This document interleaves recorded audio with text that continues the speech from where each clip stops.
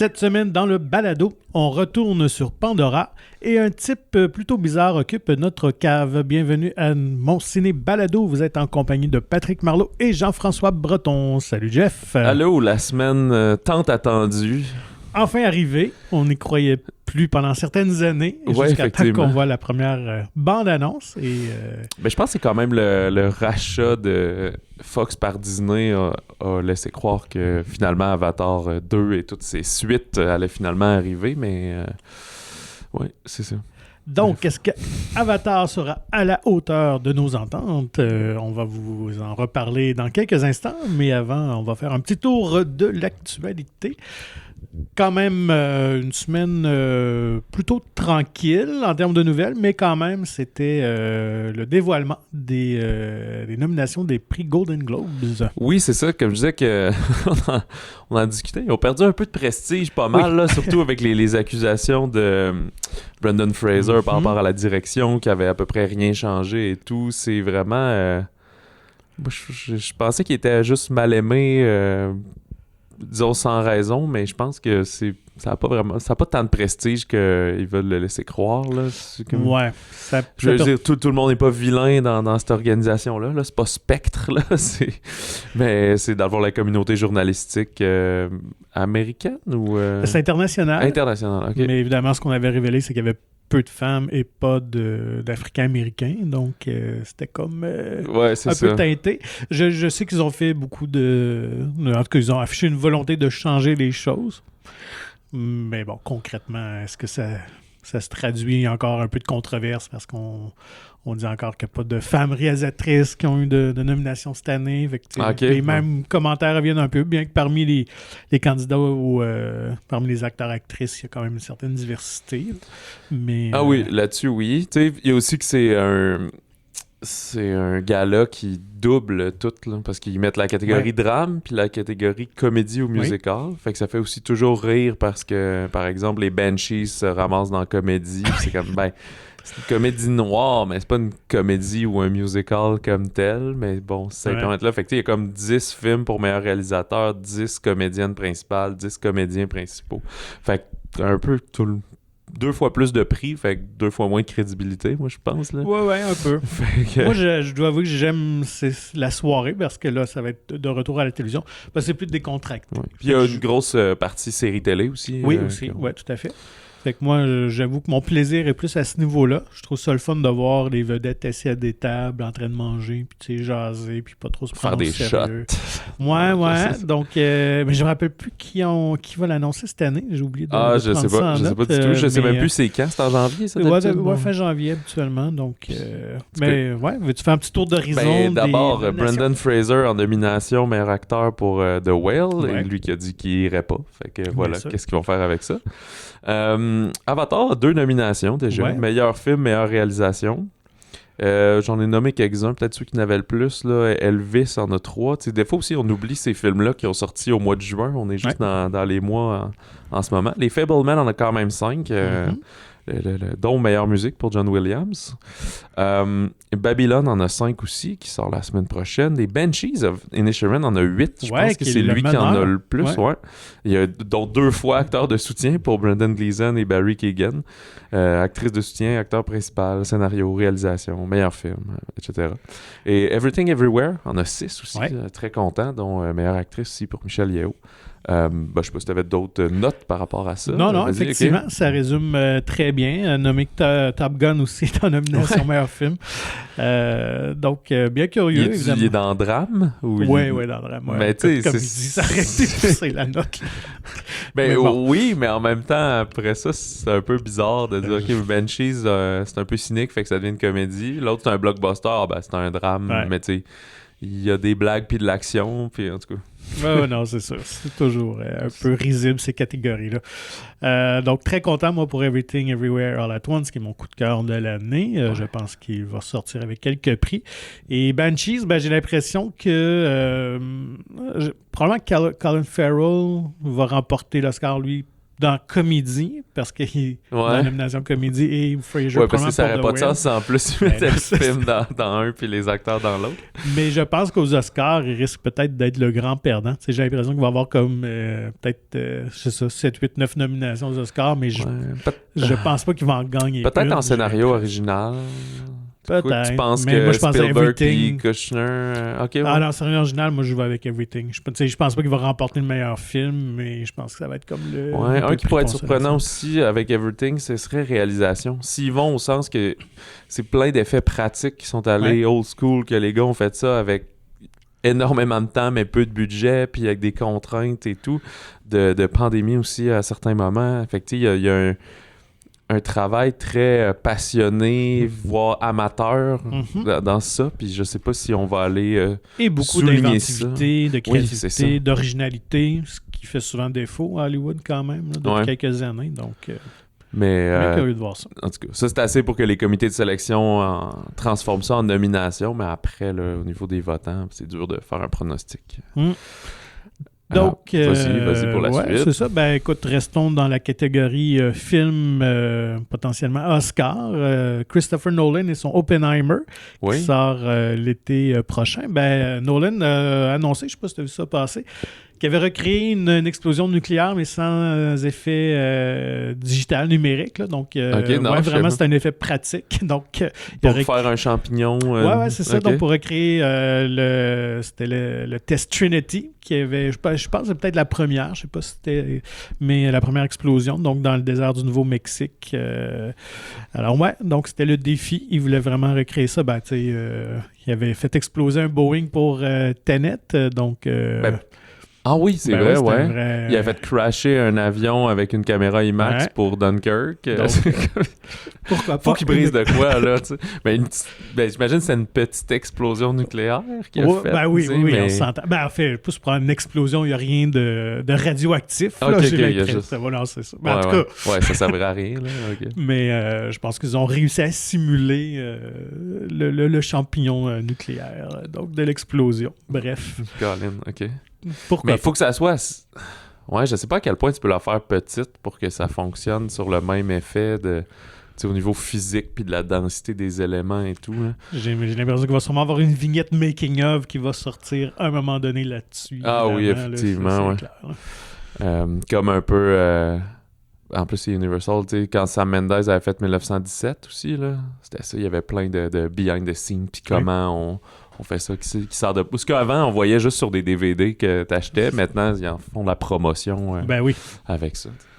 Donc, voilà, cette petite nouvelle sur Oppenheimer. Une nouvelle explosive.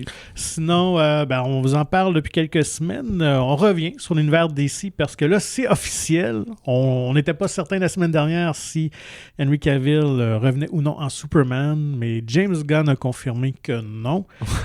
Parce que lui-même, il écrit un scénario du prochain Superman. Oui, c'est ça. Qui va se dérouler donc vraiment dans les premières années de Clark Kent comme journaliste et tout ça. Donc, on va prendre un Superman un peu plus jeune. Alors, c'est la fin. Alors, écoute... Mais ça se peut-tu qu'il n'a pas écarté que Cavill serait peut-être au scénario? Dans le film, mais pas en Superman? En fait, il n'a pas dit dans le film, mais il aimerait lui donner un autre rôle dans l'univers élargi de DC. Donc, il pourrait venir incarner un autre super-héros, ce qui porterait juste à confusion, je pense, pour la majorité. Fait que bref, c'est un peu le foutoir chez Warner. Surtout qu'on avait découvert qu'à la fin de Black Adam, la scène secrète avait été ajoutée à la dernière minute aussi. C'était pas supposé être ça. Il y a quelques mois, là, ça a été tourné, donc puis on ça devait être juste avant que Gunn arrive en place. Oui, tout à fait. Et ça confirme, je pense, du même coup qu'oublier une suite à Black Adam aussi, je pense que c'est pas mal la fin de tout ça. Il le dira pas tout de suite, là, mais ça veut dire que le Flash puis le Aquaman là, qui sont prêts puis qui s'en viennent, déjà... C'est fini, là. C'est ça, exact. Là. Fait qu'aller les voir, sont peut-être le fun. Il va y avoir Michael Keaton, mais on met tout ça au vidange après, puis on repart à neuf. Là. Tout à fait. Mais tu peux pas le dire tout de suite, parce que tu veux quand même qu'il y ait un retour sur l'investissement pour ces titres-là. Ben oui, garde un petit hype, effectivement, là, de la sortie de ces films-là. Ensuite, nouvelle, pas étonnante, mais qui fait quand même rire un peu, parce que on sait qu'aux États-Unis, Beaucoup de personnages vont arriver dans le domaine public dans les prochaines années, qui ont été créés dans les années 1920, dans les années 30. Et le premier gros est maintenant du domaine public depuis l'an dernier, c'est Winnie l'ourson. Oui, c'est vrai qu'il y a eu le film d'horreur. Ouais, donc c'est ça. Et là, DreamWorks, le rival de Disney, annonce la mise en chantier d'un film d'animation Winnie l'ourson. OK. Parce qu'ils peuvent maintenant utiliser le personnage. Probablement pas le look de Disney, donc probablement pas le Winnie avec le chandail rouge. Okay. Ça, je pense que c'est leur copyright à eux, mais ils peuvent utiliser l'univers des livres, parce qu'avant, c'était des albums jeunesse, effectivement. Derrière ce projet-là, c'est lui qui avait créé la franchise Madagascar, donc Mike DeSève, donc quand même quelqu'un qui a réussi à faire quand même des films assez populaires et appréciés, je pense, du grand public. Donc, on promet de créer une espèce de prologue aux albums jeunesse où on va retrouver la bande de Winnie là, plus jeune, là, donc comment ils se sont formés et tout ça. Et donc, je pense pas qu'il va y avoir Christopher Robin dans ce long-métrage-là. En tout cas, pas pour l'instant. Et ça, c'est un gros enjeu là, avec Disney qui font beaucoup de lobbying parce qu'en théorie, Mickey Mouse pourrait se retrouver prochainement aussi dans le domaine public. Et là, qu'est-ce que tu fais avec ça? Ouais, ben là, je sais que t'es pas... C'est ta mascotte officielle, ouais, c'est ta création. T'es pas avocat en droit légal, mais y a-tu moyen de prolonger... oui, mais ça passe par des lois du Congrès américain, du Sénat et tout ça. OK, eux, c'est pas juste en refaisant un film, ils reprennent... Non, vraiment. Que ça a déjà été fait, je pense, dans les années 90 ou 80, là, ils avaient extensionné, je pense, pour un 25 ans, les droits reliés à ça. Là. Donc, fait que j'ai l'impression que ça va arriver. Là. Disney est juste trop puissant, puis ils peuvent pas se permettre que quelqu'un commence à commercialiser des trucs de Mickey Mouse sans leur accord. Ça serait le comble du ridicule. Et c'est ça qui est drôle, parce que, tu sais, à l'époque, ces personnages-là étaient créés, mais personne n'aurait pensé que ce serait devenu des empires médiatiques, 75 ans, 100 ans plus tard. Là. Non, ouais. Et c'est ça. C'est assez particulier comme situation. Moi, ça fait le tour de mes actus. Ouais, mais là, il y a plein de bandes annonces encore. Oui. Une semaine sur deux, c'est un raz de marée. Là.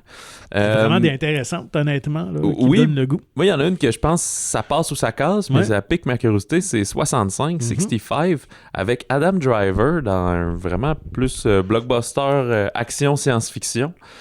On comprend qu'il s'échoue sur une planète avec son vaisseau spatial. Il s'aventure un peu, ce qui ressemble à une espèce de une forêt de la planète Terre, mais très sombre et est-elle hostile, tu sais. Et là, on découvre dans mon annonce qu'il y a des dinosaures. Oui, et qu'on serait, je sais pas, peut-être sur la Terre, mais revenu dans le passé. Là, ouais, c'est ce que j'ai compris. Le titre fait référence à 65 millions d'années. Ouais. Puis dans le synopsis aussi, là, c'est ce qu'on laisse présager. Donc, on n'explique pas exactement comment ce retour dans le passé se fait. Probablement que ça va être dans le film. Mais écoute, prémisse assez loufoque, mais qui peut être vraiment le fun si c'est bien fait. Puis, je pense qu'il y a une personne sur son vaisseau avec lui. Là. Ouais, une jeune fille. En tout cas, il y avait un certain membre d'équipage qui doit retrouver, là, je pense, un peu éparpillé. Mais comme producteur, il y a Sam Raimi quand même. Donc, puis il peut amener justement le genre un peu bande dessinée, là, un peu qui se prend pas trop au sérieux dans le film. Ouais, c'est un peu ça. Si le film pense qu'il est plus intelligent qu'il est, c'est là qu'on va être déçu. T'sais.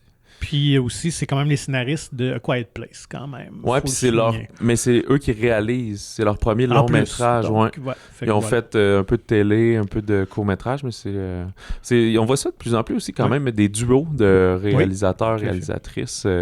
Chose qu'on voyait pas, je sais pas, là, il y a 15-20 ans, on dirait. Là. Donc, non, fait que moi, ça me laisse espoir. Honnêtement, c'est le genre d'originalité, là, de projet là, qui détonne un peu de ce qu'on voit d'habitude. Fait que ça pourrait être le fun. Puis écoute, des dinosaures, quand c'est bien fait, c'est toujours ils ont l'air bien faits. Oui, c'est ça. Ouais. Puis malgré des fusils laser du futur, je pense qu'un tyrannosaure peut quand même te surprendre. Puis une bande de vélociraptors.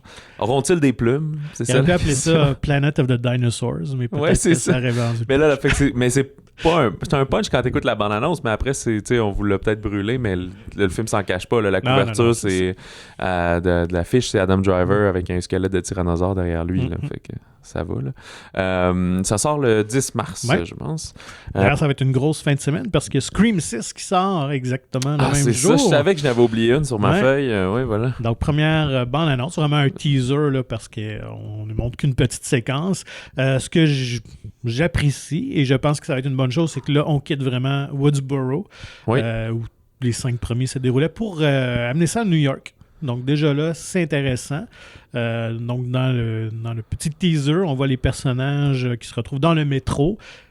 Probablement soirée d'Halloween où les gens sont déguisés et finalement il y a quelques Ghostface et probablement le tueur se cache parmi eux, de ce qu'on comprend, qui va s'en prendre à la bande qui semble avoir aménagé dans la ville. Donc, bien curieux de voir ça. Ouais, puis c'est vraiment un petit teaser que je ne sais pas si c'est une séquence du film ou ça a juste été tourné pour faire une petite mise en abîme de que voici à peu près ce qui va se passer. Fait que, j'aime bien ça, moi, un teaser bien fait, plus qu'une, je l'ai dit souvent, là, plus qu'une bande-annonce de 2 minutes 29. Plus générique, là, qui expose tout. Donc, à noter que le film avait été tourné à Montréal aussi quand même. Donc, Montréal, double New York. Fait que c'est des métros, c'est la ligne verte. Donc, ça doit être un wagon en j'avais studio. J'avais vu quelques photos de tournage, je sais pas si tu avais vu ça passer. Mais ils avaient vraiment recréé les descentes de métro new-yorkaises, là, tout ça, devant une façade dans un petit coin de quartier de Montréal, là, tout ça, ça a l'air vraiment réel.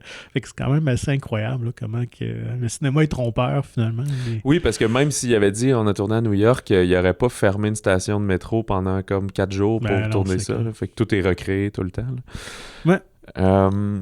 Alors ça, j'arrive après, peut-être Spider-Man Across the Spider-Verse Part 1, que je me souviens même pas comment ils vont traduire ça. Dans le multivers, probablement. Dans le multivers partie 1. Fait que c'est les Spider-Man animés, ça, avec Miles Morales, qui va sortir au début juin, qui a été déplacé. Ça devait être aussi un film de Noël, là, un film du temps des fêtes, que finalement, ils remettent ça là, à la saison des blockbusters. Et quand on vise aussi le début de l'été, d'habitude, c'est très bon... financièrement. J'aurais même de la misère un peu à résumer l'histoire. Je pense que c'est Gwen... Spider-Gwen qui vient demander son aide puis se retrouve dans un multivers où il y a plein de Spider-Man. Puis je pense qu'il y aura un Spider-Man méchant, peut-être. C'est ce qu'on semble voir dans la bande-annonce, en tout cas, laisser croire. Écoute, le premier avait vraiment quand même surpris beaucoup de gens par la qualité. D'ailleurs, gagner l'Oscar du meilleur film d'animation, c'est pas rien. Et pour beaucoup, c'est parmi leurs films de Spider-Man préférés, même si on inclut les incarnations en prise de vue réelle. Puis honnêtement, j'ai eu beaucoup de plaisir. C'était un humour très le fun et un style d'animation aussi très intéressant qu'on voit pas si souvent. Qui fait très BD. Là, Donc, moi, j'ai hâte de voir ça. Fait qu'en 2 parties, la deuxième partie, c'est-tu un an plus tard ou comme 6 mois plus tard, te souviens-tu? Oui, je pense que c'est un an plus tard. Je pense que c'est au mois de mai, genre, quelque chose comme ça. Il y a aussi, au Québec, teaser de Cœur de Slush de Marie-Lou Wolfe, l'adaptation du roman de Sarah Maud Beauchesne, en fait, qui a adapté elle-même l'écriture de son livre. Il y a un coming of age à l'âge de 15-16 ans. Aussi un film qui prend l'affiche 16 juin, fait qu'on dirait que ça tombe fin des classes, histoire d'été, d'ado, le timing est parfait pour ça. Déjà, je souhaite comme beaucoup de succès à ce genre de film-là. Moi, j'aime vraiment ça. Puis je me souviens de Jeune Juliette, que j'ai un blanc, de la réalisatrice qui a fait Anémon. Oui, qui a fait Jeune Juliette, puis tu sais, ça avait pas tant marché malheureusement, mais j'avais trouvé ça vraiment sympathique, puis à peu près dans les mêmes périodes. C'est un peu moins commercial, par exemple, comme film. Peut-être, ouais. Alors que là, on est vraiment dans l'histoire d'ado classique, là. Fait que tu sais, je pense que ça va dans la même veine qu'Aurélie Laflamme et tout ça, là. Mais le roman a très, très bien fonctionné. Puis Sarah Maud Beauchesne, par la suite, a fait de la télé. Elle a fait l'Académie, entre autres, aussi. Là, qui a été bien reçue. Donc, je pense qu'elle sait très, très bien écrire pour les ados. Alors, bien curieux de voir ça. Ouais, tant mieux. Puis Marie-Lou Wolfe, qui a joué une ado pendant 32 ans à la télé, mais elle n'est pas dans le film. Là. Donc oui, souhaitons-lui du succès, parce que c'est le fun qu'il y a des films de genre québécois, puis il n'y en a pas assez, ce genre de truc-là. Puis je pense François Letourneau, qui fait comme le père qui game et tout. Ben, moi, je trouve ça super charmant. Ben, déjà, quand il avait incarné aussi dans Paul à Québec, il était déjà un père.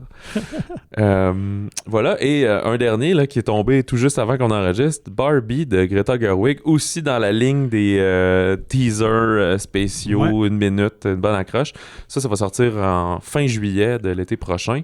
Dans la bande-annonce, c'est vraiment un clin d'œil à 2001 Odyssée de l'espace, là, les primates avec pas le menhir, mais le genre d'obélisque noir. C'est ça. Puis, sauf que là, on compte et on a toujours eu des poupées bébés, mais là, pour une première fois, une incroyable poupée adulte. Puis là, on voit Margot Robbie, puis là, les jeunes enfants qui brisent leur poupée sur la fameuse thème, là. Puis après ça, on voit quelques images qui ont l'air assez coco-banane, là. Très colorées. C'est ça, des vêtements quétaines de toutes les Barbie et les Ken qu'on... Ça semble se dérouler dans le monde vraiment de Barbie. Donc, je sais pas s'il va y avoir comme 2 mondes, comme notre monde réel, puis que c'est des enfants qui jouent avec ça, ou si on est vraiment juste un peu dans comme le Lego, monde là. Ouais, c'est ça. Mais effectivement, un mi-comédie musicale aussi, je pense. Ben, c'est pas une comédie musicale, mais il va y avoir des chansons au travers du film. On voit quelques looks là, de Ryan Gosling et tout. Fait que, moi, j'ai vraiment hâte à ce film-là. Je pense que ça va être vraiment plaisant. Co-écrit avec... réalisé par Greta Gerwig, qui avait fait Lady Bird il y a quelques années, mais aussi co-écrit avec son mari Noah Baumbach. Là. Fait que c'est une espèce de power couple de New York qui font plein de films, un par année et plus encore. Là. Ouais. Donc oui, puis c'était pas le duo qu'on aurait pensé qui aurait pu faire ce genre de comédie-là. Baumbach fait quand même des trucs assez plus intenses. Ouais, c'est habituellement. Ça. Exact. Donc, moi, j'ai fait partie des films là, qui m'intriguent beaucoup pour 2023. J'ai bien hâte. On attaque les nouveautés de la semaine? Ouais. Est-ce qu'on commence par le gros canon? Ah oui, allons-y par budget. Avatar The Way of Water de James Cameron. Oui, La Voix de l'eau au Québec. On retrouve encore Sam Worthington, Zoé Saldana, Kate Winslet s'ajoute, et par un tour de passe-passe, Sigourney Weaver et Stephen Lang sont encore là. Écrit par une bonne brochette de scénaristes aussi. Et il y a des petits changements. À la musique, c'est plus James Horner, c'est un Simon Franklin qui reprend pas mal les thèmes qui avaient été composés, qui adapte ça. La direction photo aussi, ça a changé. Russell Carpenter. Alors, on suit le chef des navis, qui est notre bon Jack Sully, là, donc le personnage de Sam Worthington. On se souvient qu'il avait été... mis dans le corps d'un navire, il n'est donc plus un humain, en fait, handicapé marine. Il est vraiment un navire. Et on comprend qu'il a formé une famille avec, j'ai oublié son nom, mais le personnage de... Neytiri, quelque chose de même. Personnage de Zoé Saldana. Et on va rapidement voir qu'ils ont des enfants, ça évolue, mais là, par une passe-passe, son ennemi juré, le colonel Miles Quaritch, va revenir le pourchasser pour venger sa mort. Et pour protéger comme toute leur tribu, eux, ils vont décider de s'exiler. Alors, ils vont rendre le clan de chef, le rôle de chef, et ils vont aller vraiment plus loin vers un autre clan, les Metkayina, qui sont un peuple qui évolue autour de l'eau, là, qui vivent pas sous l'eau, mais très, très à proximité. Fait que là, ils vont devoir s'adapter à cette nouvelle réalité pour dans le fond, pour se protéger, s'éloigner de tout ça. Et éventuellement, le danger va les rattraper, donc vont devoir s'allier pour défendre cette nouvelle communauté. Finalement. Je dirais un clan inspiré des Polynésiens. On est vraiment dans cette culture-là. Ouais, quand même, les hamacs au-dessus de l'eau. Tatouages, oui, et ça. dans leur danse un peu guerrière aussi. C'est ça. Il aurait pu prendre The Rock pour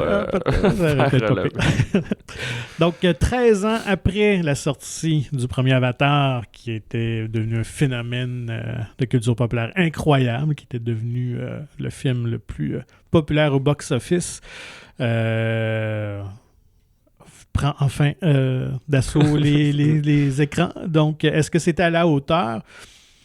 Je vais dire, visuellement, oui, c'est vraiment spectaculaire. Ce qui est intéressant, c'est qu'on sort de la forêt pour aller vers les fonds marins. Et toutes ces séquences-là sont on y croit. C'est ça. C'est incroyable ce que la technologie peut faire. Là. Exact, la technique est là. Même moi, je l'ai vu juste en 2 dimensions, bien standard, mais je vais sûrement retourner là, les fameuses high frame rate, là, 48 images secondes, le son Dolby Atmos puis tout. Je pense que je vais vraiment m'offrir la totale parce que c'est comme un manège, ce film-là. Là. C'est ça qu'il faut que tu, c'est vives. Il faut le prendre comme une expérience cinématographique et non pour voir un film qui va changer le cinéma. Une expérience de 3h05 et 10 à peu près. Là. Je dirais... donc, moi, si je peux faire quelques critiques, je pense que c'est un petit peu trop long, effectivement. Je pense que Cameron était un peu complaisant. Il s'est dit, garde, je vais me faire plaisir. Ça fait tellement longtemps que je veux faire ce film-là. Mais 3h10 et quelques, là, je pense qu'il aurait pu resserrer ça un petit peu plus. Et évidemment, je sais que le premier film a été quand même critiqué beaucoup pour son histoire, pour l'intrigue et tout ça, qui était somme toute très classique, parce qu'il revisitait évidemment le mythe de Pocahontas, puis de Laurence d'Arabie, d'Ansis Whitwolves. Donc c'est toujours l'étranger qui arrive dans une nouvelle communauté, puis qui doit apprendre à vivre, évidemment, va se battre aux côtés d'eux.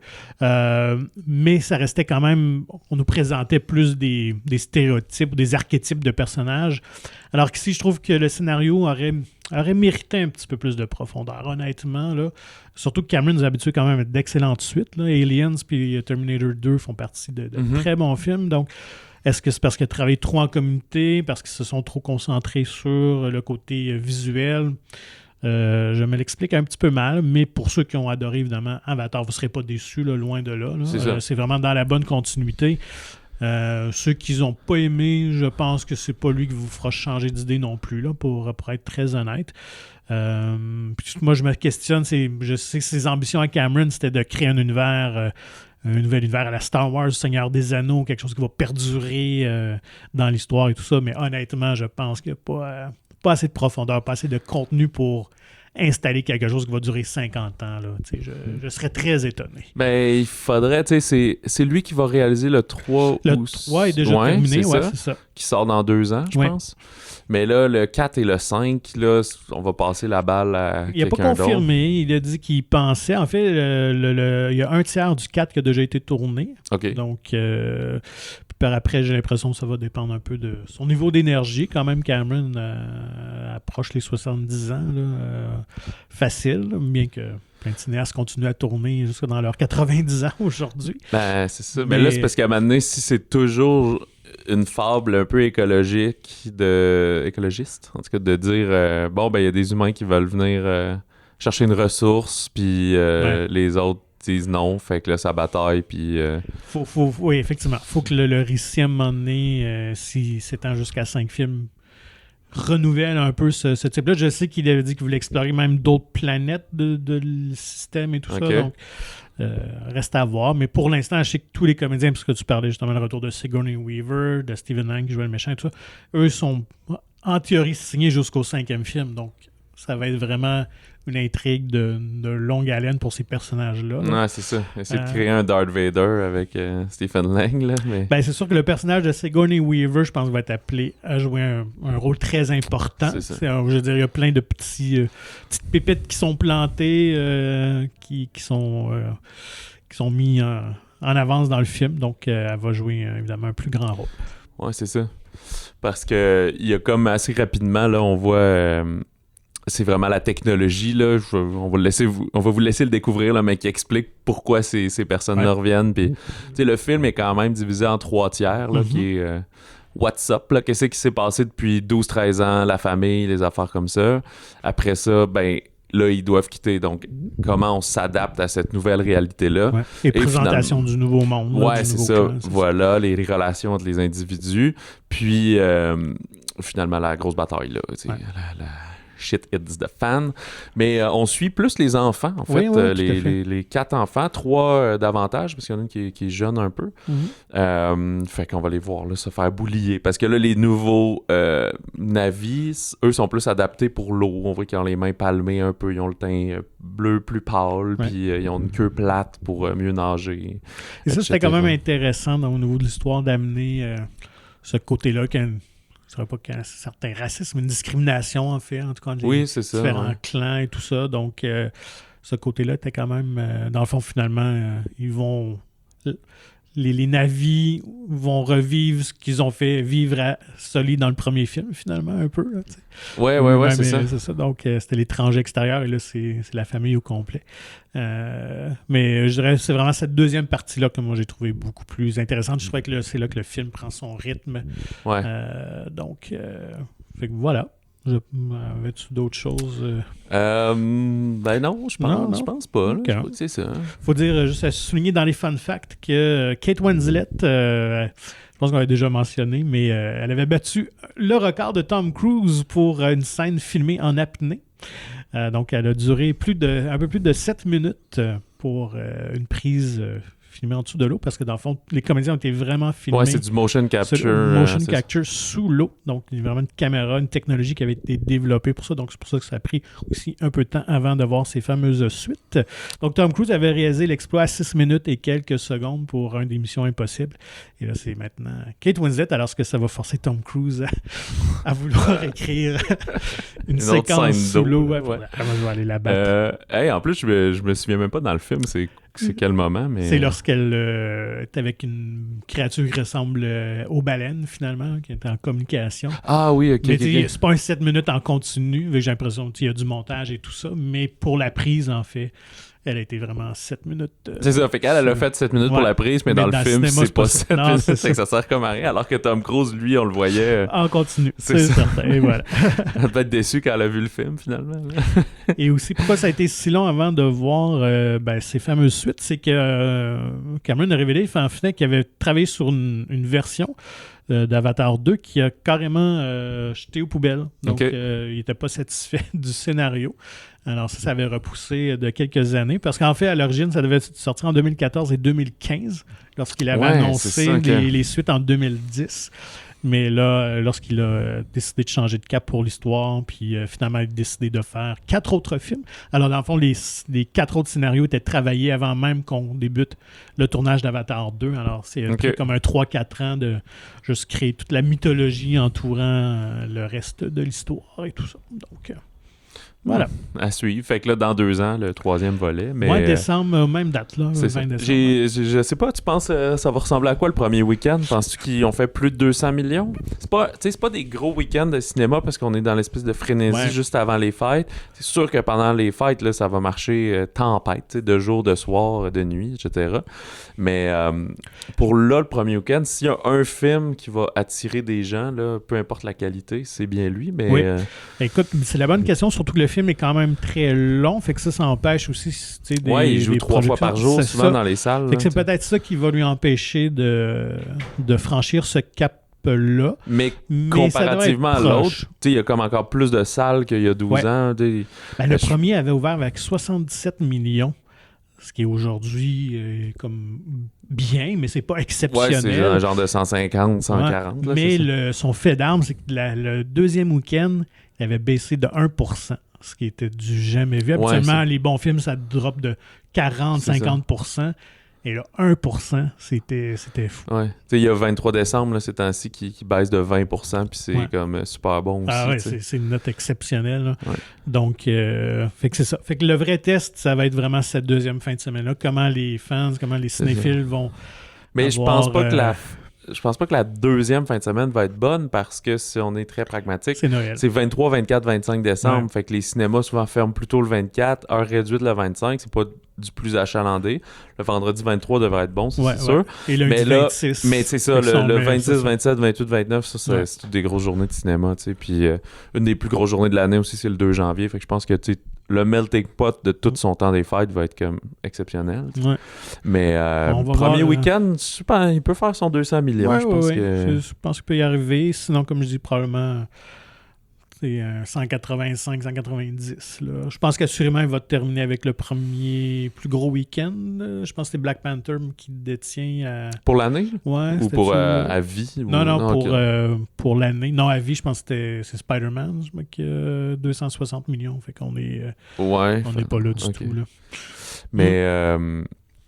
je sais pas. Il pourrait très bien faire le plus gros de l'année. À quoi je pensais? J'ai oublié. Je sais plus. C'est pas grave. Changeons de registre. Oui. Avec l'homme de la cave. Ouais. Un suspense. Hein? Ouais. Oui, ça se veut, un suspense, assurément. C'est comme ça qu'on le vend, en tout cas, mais soyez avertis que c'est pas tout à fait ça. Soyons honnêtes. De Philippe Leguet, avec François Cluzet, Jérémy Renier et Bérénice Bejo. Une belle brochette de comédie, comme on dit. On est à Paris. On va suivre un architecte juif, joué par Renier, et son épouse, donc Bejo, qui vendent la cave de leur immeuble pour avoir un petit peu d'argent pour faire des projets de réno. Et ils la vendent à un professeur d'histoire se disant à la retraite, là, puis qui a besoin de l'espace pour entreposer des choses. Et finalement, vont réaliser que c'est un révisionniste de l'histoire, donc un néo-nazi qui remet en doute pas la Deuxième Guerre mondiale, mais tous les camps de réfugiés, de la Shoah, c'est ça, qui dit, là, je dis pas que ça n'a pas existé, mais c'est peut-être plus comme 50 000, puis morts, pas des millions, puis etc. Fait que bref, eux autres, ça les trigger. Fait qu'ils essayent, leur but ce qui se passe dans le film, c'est qu'ils essaient d'annuler cette vente-là, de le faire quitter, puis là, lui, dans l'immeuble à logement aussi, vient comme mettre un peu son emprise sur tous les habitants, les copropriétaires, sur leurs filles aussi, exactement. Fait qu'il y a comme cet enjeu-là, que c'est pas... on se demande aussi, c'est quoi ses intentions, au final, à cet homme-là qui se met à dormir dans la cave puis à vivre là, alors qu'il était supposé seulement entreposer des choses. C'est inspiré d'une histoire qui est arrivée à un couple d'amis de Philippe Leguet. Là, je sais pas à quel point... peut-être juste qu'ils ont vendu quelque chose puis ils ont découvert que c'était quelqu'un qui... Ils ont découvert que c'est vraiment un néo-nazi.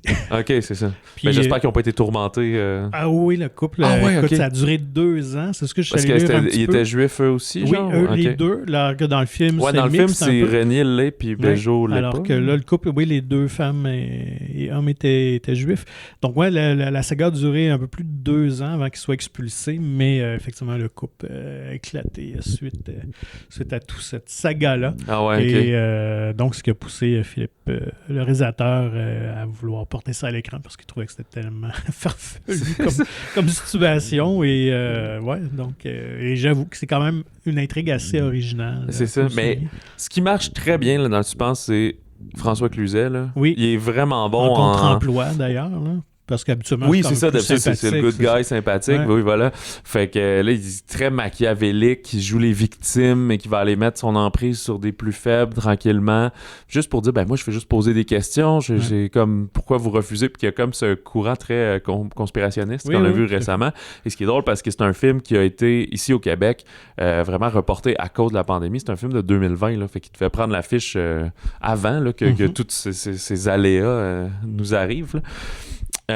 Fait qu'il y a ce côté-là, fait qu'on dirait que quand on est là-dedans, on est très dans le suspense, mais après on tombe plus dans le drame quasiment historique, parce que ce qui est intéressant, c'est que lui qui est d'origine juive s'en fout un peu, mais c'est que l'appartement était à son aïeul, à son grand-père dans le temps des déportations, puis finalement ils ont repris droit par après, et c'est sa conjointe Bérénice Bejo qui est comme plus intéressée à ça, qui lit de l'histoire, qui lit des trucs, fait que ça fait un conflit au sein de la famille.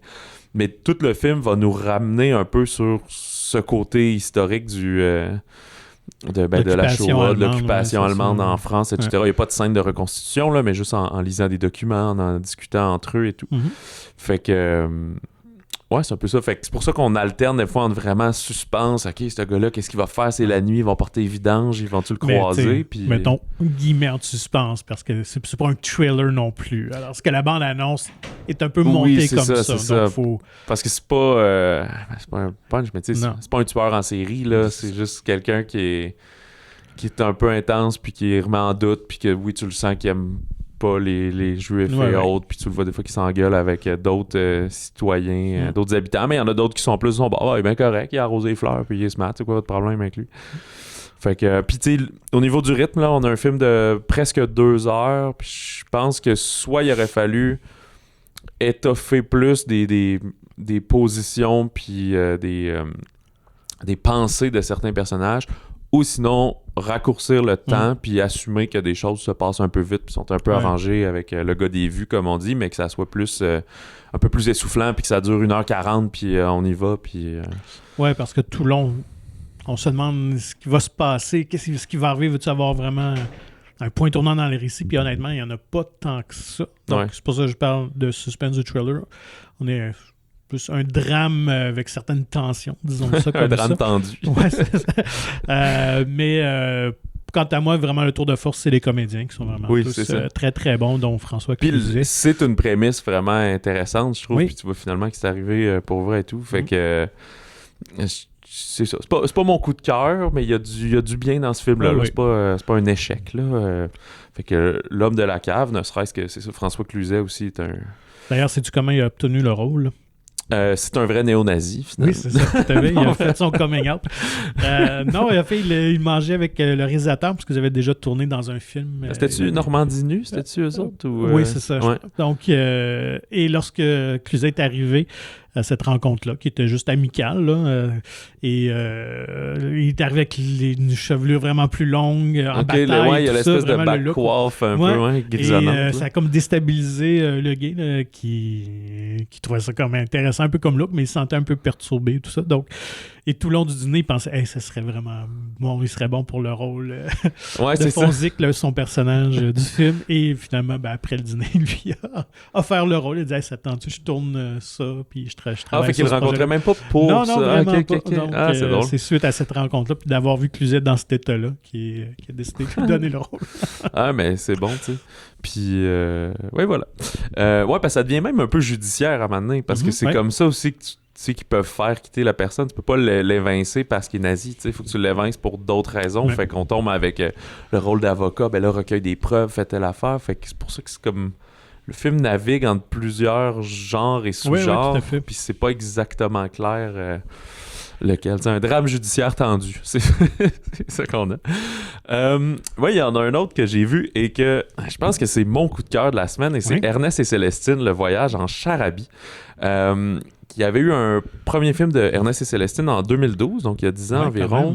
Puis ça, je savais pas, parce que c'est peut-être plus de l'univers français. Là. C'est en fait des livres belges à l'origine qui ont été créés dans les années 80 par Gabriel Vincent, qui est son nom d'artiste. Son vrai nom, c'est Monique Martin. Elle s'est juste donné un pseudonyme pour un avatar, finalement, quasiment. Elle est décédée en 2000, fait qu'elle n'a jamais vu toute cette adaptation-là à l'écran et en animation de son œuvre. Mais fait qu'Ernest, c'est un gros ours et Célestine, une petite souris qui ont une amitié contre vents et marées et tout. Et ici, ce qui va arriver dans cette aventure, j'avais pas vu l'original, là, le premier film. Mais ici, en Charabie, c'est que à son réveil de son hibernation de Ernest, là, ils disent, il faut jouer de la musique. C'est un musicien de rue, Ernest, pour avoir de l'argent et aller chercher des vivres. Sauf que, malheureusement, Célestine brise son violon. Je trouve très drôle, un Stradivarius. Et il dit, la seule personne qui peut réparer ça, c'est Octavius, qui vient de son village natal, qui est la Charabie. Et on va comprendre aussi pourquoi Ernest a quitté la Charabie. Mais quand ils vont s'y rendre par un grand périple, qui est un village qui a juste des ours, finalement, la musique est interdite, il y a plein de lois comme ça qu'on n'a plus le droit de faire. Il y a juste le do qui peut être joué, qui met d'ailleurs une très bonne scène d'un spectacle où un pianiste public fait juste jouer des dos selon une rythmique spéciale. Et fait que Ernest et Célestine vont faire la rencontre aussi de Mi Fa Sol, qui est comme un esprit libre là, qui veut une espèce de trouble fête qui joue de la musique puis qui se sauve alors que sinon les autres personnes pris avec des instruments se retrouvent en prison, etc. Fait qu'ils vont essayer de redresser les choses, mais on va comprendre aussi que l'histoire de la famille de Ernest a un lien dans tout ça, fait que comment il va réagir à ça. Fait que tu sais, c'est vraiment une espèce de fable universelle sur la tolérance, la liberté d'expression, même un petit côté de désobéissance civile, tu sais, c'est souvent le cas dans des films, ça prend le penseur rebelle, le podcasteur qui a la raison pour surtout avec les films français, là, ils ont quand même un drôle de lien avec l'autorité, là, ils aiment ça. Peut-être ils sont tout le temps en manifestation. OK. Puis il y a même un petit oiseau à un moment donné qui a genre un chandail jaune, là. Je pense qu'il y a un petit clin d'œil au gilet jaune, là, justement. Clairement. Puis c'est ça, tu sais, c'est une animation plus traditionnelle, on n'est pas dans l'Avatar du tout, là, quasiment en style aquarelle, etc. Là, pas super lent, genre Le vent dans les saules ou des affaires d'émissions à 2 scènes, là, mais... C'est une animation plus traditionnelle 2D, puis moi, ce que j'apprécie, j'avais vu le premier, c'est qu'en même temps, tu as l'aspect visuel un peu comme d'un livre, parce que le dessin n'occupe pas la pleine page non plus, un peu. Ouais, des fois, tu as un cadre blanc, c'est ça, ça fait peinture à l'aquarelle, mais c'est très animé, là, c'est pas du 8 images secondes que ça bouge à peine, là, quoi que ce soit, là. Et moi, j'aime bien que ce soit cerné autour de la musique. Mais après, ça peut être mis sur n'importe quoi, mais ça fait un film qui est très dynamique. Puis j'avais lu un entretien des réalisateurs, tu sais, qui... C'est-tu les mêmes qui avaient fait le premier film aussi? Non, c'est ça. Mais c'est les mêmes qui ont fait... Il y a eu un court-métrage, Ernest et Célestine, en hiver, un moyen-métrage, un genre de 40 minutes qui a été fait entre les deux. Pour la musique, par contre, c'est le même musicien, là, c'est Vincent Courtois, lui, qui était dans le premier, dans la série télé, là-dedans aussi, qui a vraiment l'univers Ernest Célestine entre les mains. Mais, fait que les deux réals, ils disaient, tu sais, l'objectif, ça reste de s'adresser aux enfants, mais que ce soit pas ennuyant pour les adultes. Fait que il racontait que souvent on part d'un point précis que les enfants vont comprendre, puis là on extrapole autour, puis ce que ça va faire, c'est que le film est très bon aussi pour favoriser la discussion. Puis il y a une phrase qui dit tout le temps en charabie, justement, puis c'est comme ça et pas autrement. On l'entend dans la bande-annonce. Fait que ça remet justement en perspective cette confrontation, c'est de dire pourquoi on fait les choses de même, c'est de même puis c'est de même, tu sais.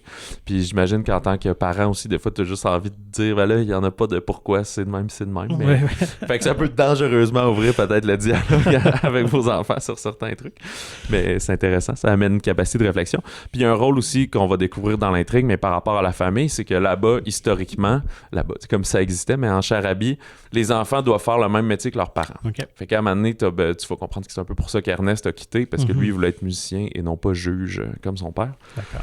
Fait que, bref, il y a tout ce côté-là ils vont arriver à faire émanciper la ville et changer les choses. Puis c'est un 80 minutes, fait que ça passe super bien. Là. Ouais, c'est ça. Fait que, écoute, je suis pas un spécialiste d'enfants, mais j'imagine qu'à partir de 5-6 ans, on peut avoir du plaisir avec ce film-là, qui devrait être à l'affiche, comme dit, tu sais, en fin de semaine, on dirait que c'est juste Avatar qui va marcher parce que c'est lui qui va sortir le monde de leur routine puis des centres d'achat, là, mais tout le temps des fêtes, c'est boudez pas votre plaisir avec Ernest et Célestine.